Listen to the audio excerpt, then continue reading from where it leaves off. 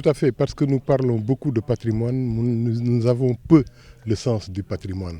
Et si vous allez à Dakar, aujourd'hui, les Dakarois ne savent plus la valeur de leur ville, parce qu'ils ne sentent plus les palpitations de la ville.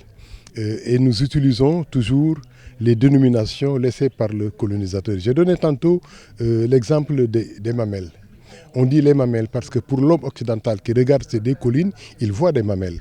Mais pour l'ancêtre, c'était des bosses.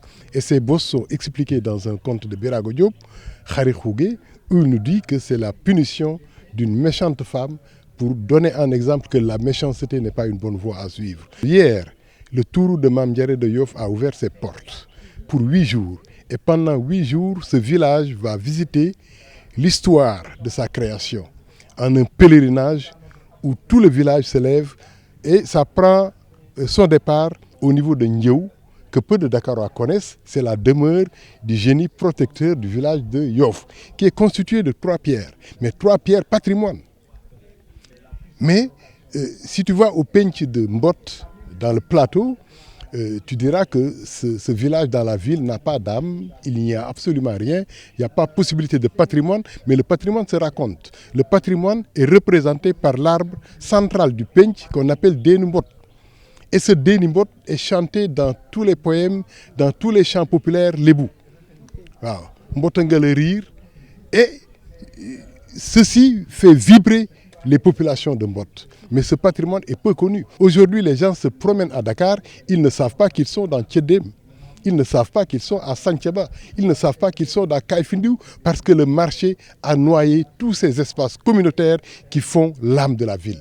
Bien sûr, le patrimoine colonial a son importance. C'est notre patrimoine, c'est notre histoire. Le palais présidentiel, l'hôtel de ville de Dakar, c'est autant de patrimoine dakarois. Mais à côté du patrimoine colonial, il y a le patrimoine traditionnel qui a son importance. Je souhaiterais plutôt que la Constitution fasse aboutir la réflexion sur les principaux problèmes. Il n'y en a pas un seul. Le patrimoine local, communautaire, sénégalo-sénégalais est insuffisamment pris en charge. Parce que l'essentiel des dispositions pratiques arrêtées sur le patrimoine concerne le patrimoine colonial, hérité de nos relations avec l'Occident. Il est bon qu'on fasse évoluer les dispositions pratiques et qu'au besoin, de la même manière que le chef de l'État est le protecteur des arts et des lettres et le protecteur des artistes, le patrimoine puisse avoir effectivement une protection aussi institutionnelle que celle d'un président de la République.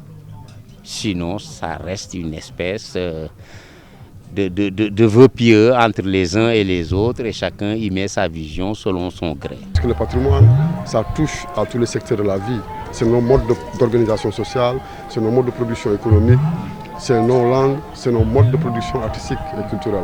Donc, et ces échanges qu'on a eus nous ont permis de faire le lien entre le patrimoine immatériel, qui est lié à nos croyances, à nos mythes, à nos comportements, à nos langues, etc. Ce lien avec le patrimoine immatériel, qui est le patrimoine bâti à travers l'architecture et tous les objets également que nous utilisons dans notre quotidien. Et c'était l'occasion de faire le bilan de la prise en charge de ce patrimoine-là au plan des politiques publiques. Comment ces politiques s'articulent depuis la période coloniale, jusqu'au début des indépendances, jusqu'à nos jours, puisqu'on a eu 60 ans de politique culturelle. Le Sénégal est l'un des premiers pays au monde à avoir mis en place un ministère de la Culture. Ça veut dire qu'il y a au moins 60 ans d'actions culturelles portées par les pouvoirs publics.